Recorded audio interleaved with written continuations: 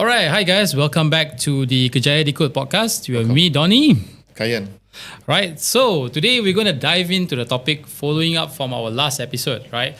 So last episode we talked about, how to basically, we talk about job hopping, right? And basically, world views.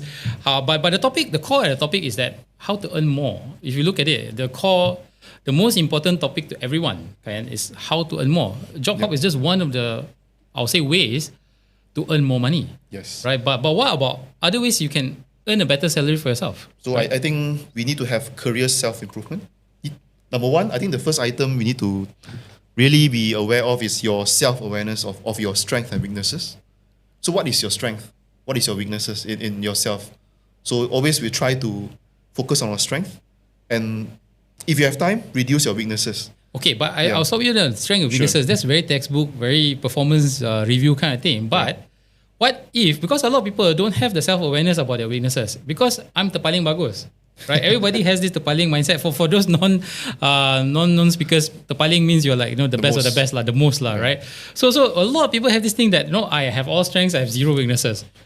So how do you actually pause to have that self-awareness regarding things that are not so strong about you, because a lot of it is not so nice things to hear. And then we have gone through performance reviews. Definitely. Right? Most of the time you dispute your supervisor, manager. No, I disagree that I have these weaknesses. So I believe majority of us are like that, and I know you come across people with that kind of, I'll say that kind of situation, right? But how do you actually open up to say that I admit these are my weaknesses? Yeah, I think the first thing is listen, right? Listen to advice, listen to feedbacks from your colleagues, your superior, your peers, maybe your staff as well, your employees, right? So take all these feedbacks and take this with a good heart, right? I mean, maybe some of them are not reflective of what is going on, right? Some is just bias, because we cannot stop biasness from happening. But I would think most of them are accurate and reflective of what you are and your weaknesses and your strength. So for me, you need to be aware of your weaknesses, but why not focus on your strength?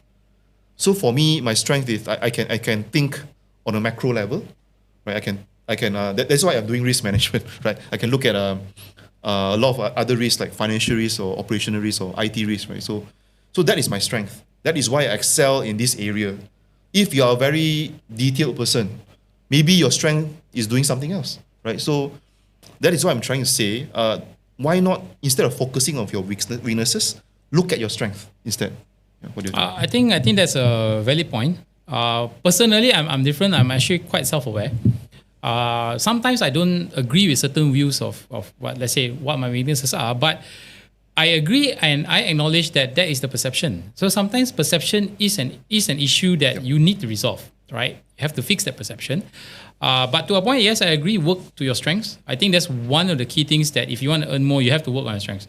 Identify your strengths early on. And I think performance reviews are the best place to do it, right? Because put it this way, no matter what you think about performance reviews, no matter how you dislike your supervisors, a lot of times the weaknesses are quite real, right? And the strengths are quite real as well, because I will say that not many supervisors are nasty that they just have a very super biased view. They are, I acknowledge they are, but most of people are just being objective, especially if you work in an organization that has a very structured performance review. I think you should take heart. What is your strengths? What's your weaknesses? And I think another thing also leading to that, one of the ways to earn more based on your strengths and weaknesses is actually the right job fit, right? I think like what you say, you plan your career, but if that career doesn't play out to your strength, I think you should actually pivot to something else, right? I think job fit is a very important thing. Yes, and that relates to your personality and your career goals as well. So that interrelates. But I just want to bring back to you guys to the previous item, which is on performance evaluation, right? So my previous companies, some of them, I think they have this 360 evaluation, meaning that not just your superior, your peer will also grade you. Your employees will actually rate you as well and give you suggestions on how to improve.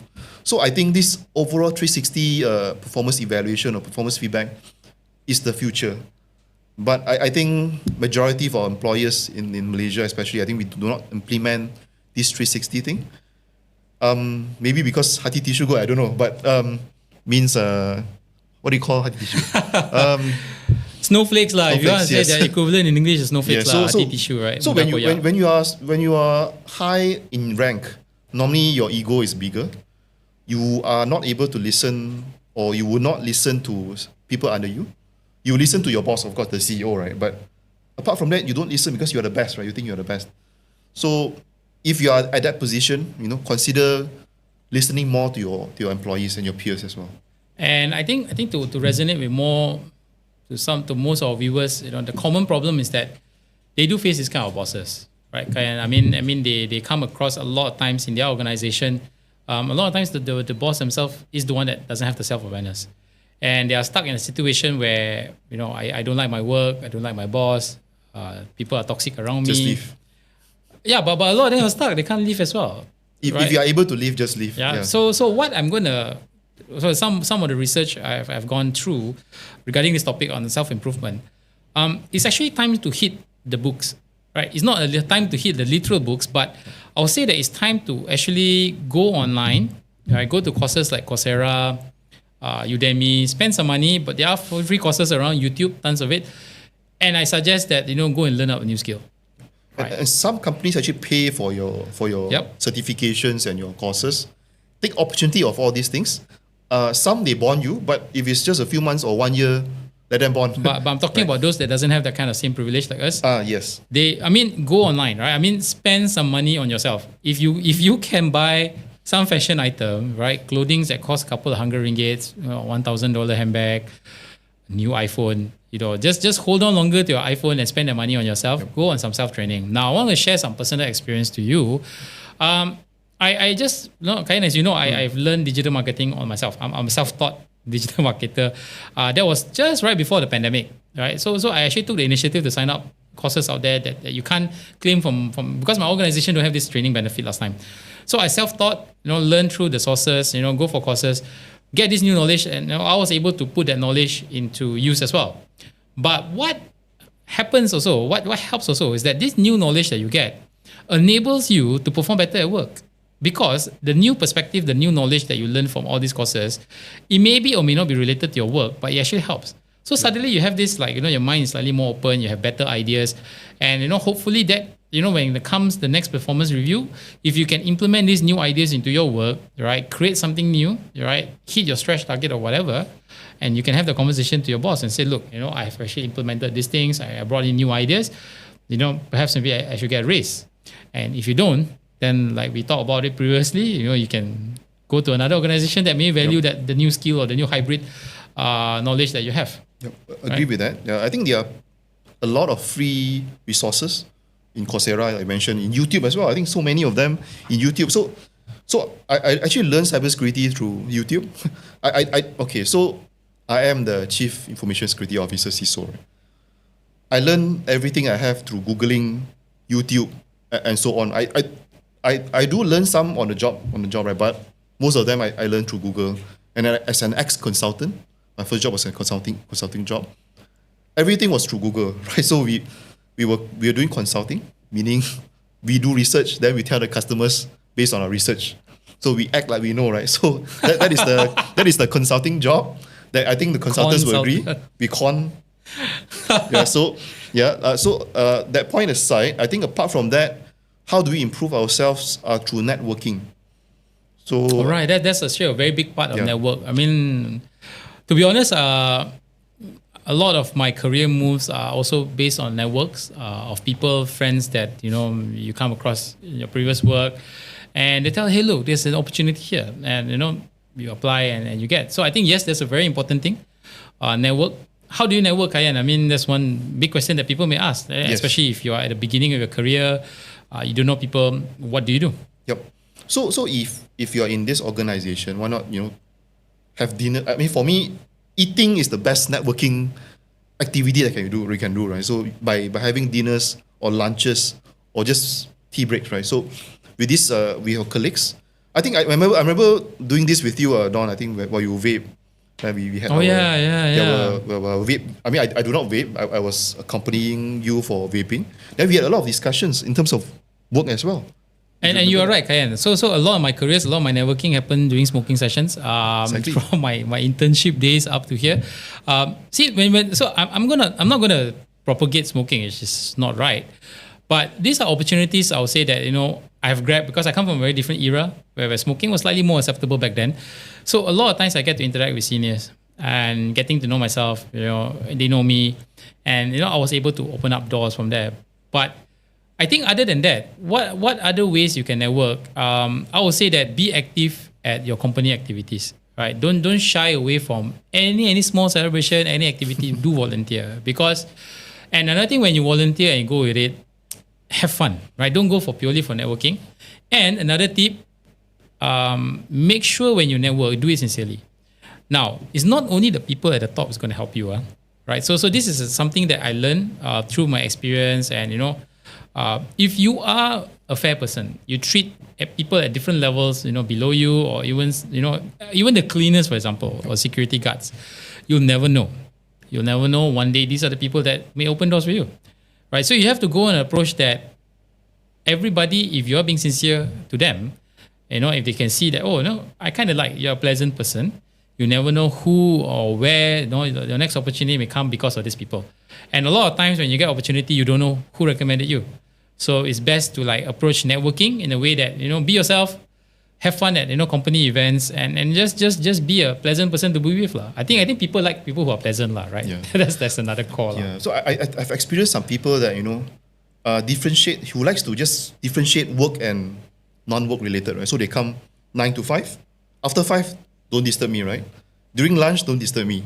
During breakfast, don't disturb me. So I find it a bit challenging if you ask me just to split my work life and my personal life. So for me, it's together, right? So some people, how do you advise? What do you advise these kind of people? Okay, so on the topic, let's say for example, you're someone who splits your work life and life. A lot of people do that because of priorities, right? And how do you network in that sense? Because you come in, you focus 101% on your work, and then you go back, you focus life 101%. Then I would suggest make sure you network at your personal life as well, right? Because the thing is, your friends are also your sources of network. Exactly. Right? Like for me, my off-work friends are my biggest source of network because I have friends that comes from diverse industry sectors, and I don't meet them at work. It's literally personal friends and everything. So if you're the type of person that goes to work just purely for work, it's fine, right? It's not wrong.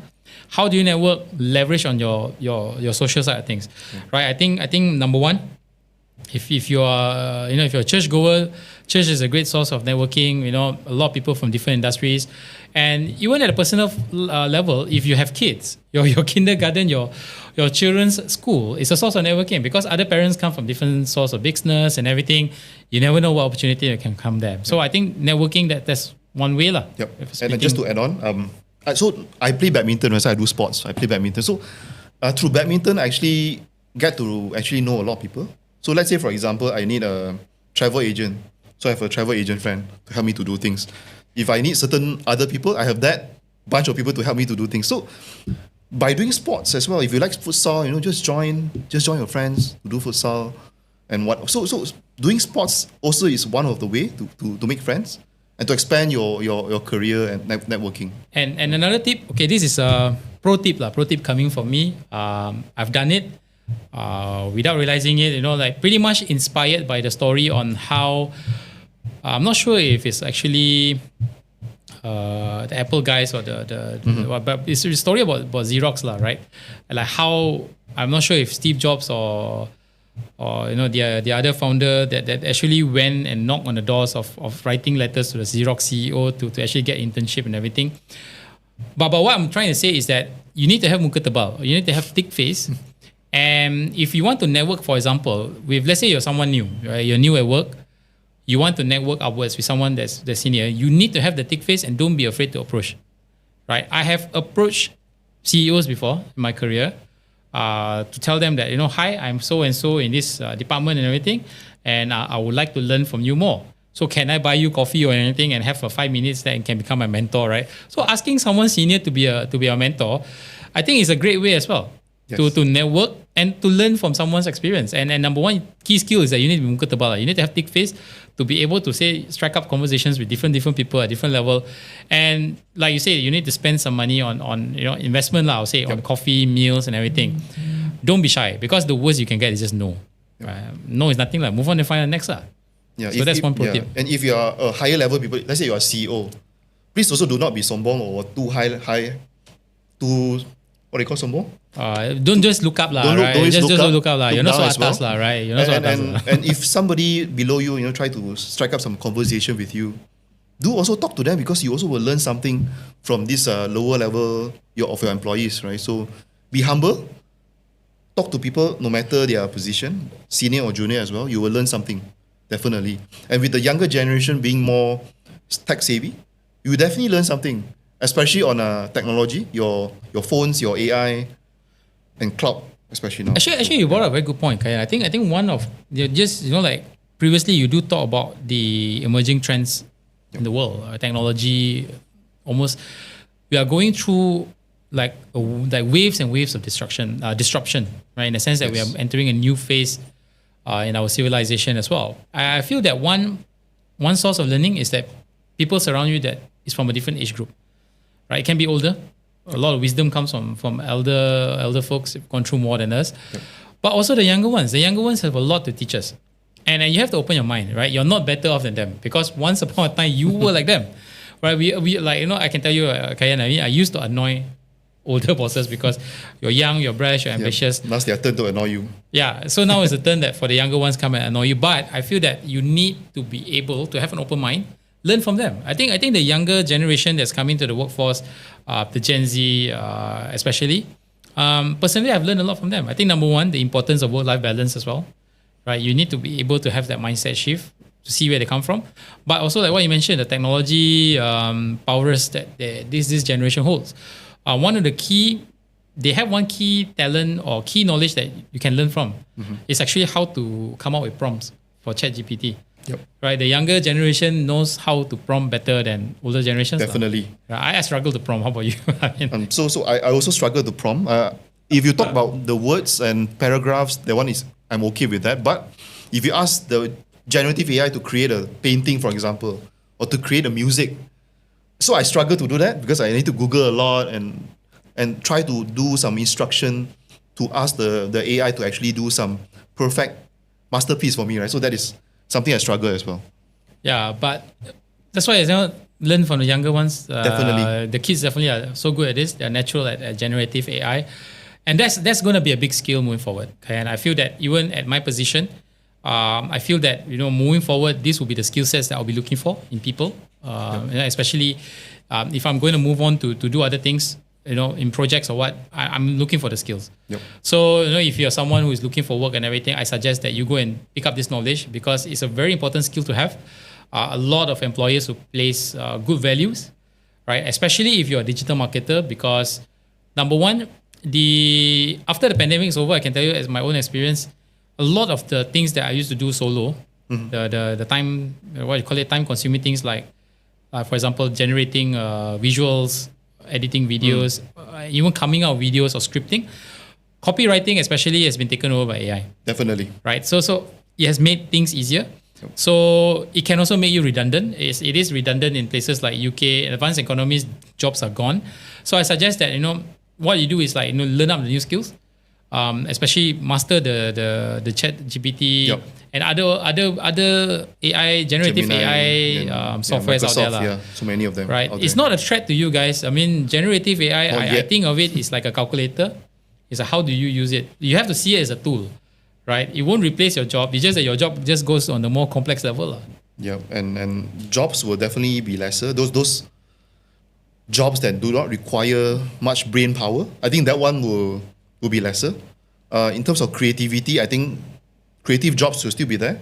Like painter, yes, generative AIs can create paintings, but human painting is still cannot be replaced, right?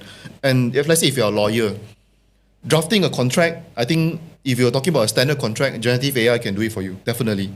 So your job as a lawyer, you just need to just read through the fine prints and correct. all those. So one of the things to address a lot of concerns out there, whether AI, generative AI is going to take over my job. It won't if you actually level up as well. So I think what you need to do is that, for example, if let's say like just now you mentioned like a lawyer, right? Yeah. If you're someone, let's say now you can leave the case searching to someone to AI to do it, but you need to level up in terms of skill, in terms of editing, to pick up the right nuances and everything. I'll share with you one story that's happening in the medical space right now. AI is been in development for a very long time in medical space, especially in radiology. So as you know, radiology is something that's very manual, right? The radiologist needs to look through at every scan to detect, if I'm saying, for example, cancer, you need to look for certain markers, right? To say that, oh, this spot looks at it. Now with AI and machine learning, AI can actually help you to detect. But does it mean the radiologist is redundant? No. The radiologist doesn't need to do this manually, but their job now is to verify, right? So they still need the experience, the knowledge to verify what the computer or what the AI has generated. So it's the same, that analogy can be used to any other job, is that you need to coexist, but how do you use this generative AI to enhance your own career, right? So I feel that one of the big ways to earn salary now is go and pick up prompt engineering, prompt knowledge. It's not that difficult, guys. So, there are courses online. And I think that's one of the key things. If you can master this skill, regardless of what age group, what level you are, I believe you can get at least something out of this. Right? A monetary value definitely is guaranteed for that. Definitely. Yeah. I think, should we conclude this episode? I mean, by saying some conclusions. Definitely. Yeah. I think we can conclude this episode. I think when we talked about earlier, wrapping it up, how to earn more salary. Number one, set goals. Right. Make sure that you upgrade your skill. Have some self-awareness. Right. Need to know your strengths and weaknesses. Focus on your strengths. Right. Improve yourself. Don't forget the network. Have some thick face to do that. Right. I know a lot of people are introverts, but you just have to actually swallow it up and take the uncomfortable move, right? Because you never know what can come out from there. And I think we talked about as well as the emerging skills that you need to learn. Right? I think one of the key hot skills is like learning how to wrangle generative AI. That will definitely add value, at least for now. And for the future, I don't know what holds for that. But yeah, that's a few tips I think we can share, right? Yeah, I think just to add one more, take calculated risk, right? So you need to step out of your comfort zone. I mean, if you're doing certain things for many years, just try something different, or step out from your very comfortable zone where you just do whatever you're doing for the last 10 years, right? Just try something new. This will actually be a very great way to actually learn and grow in your career. So this is something that we didn't discuss just now. So I just wanted to add in that point. Great point. And like I say in the previous episode, just take care of your mental health, your physical being, and with enough sleep, enough meals, eat more, exercise, and you will definitely succeed in your career. Okay, guys, that's a wrap. Thank you. Make sure you click like, and subscribe, and share this podcast to all your friends. And we'll see you again in the next episode. See you. Bye.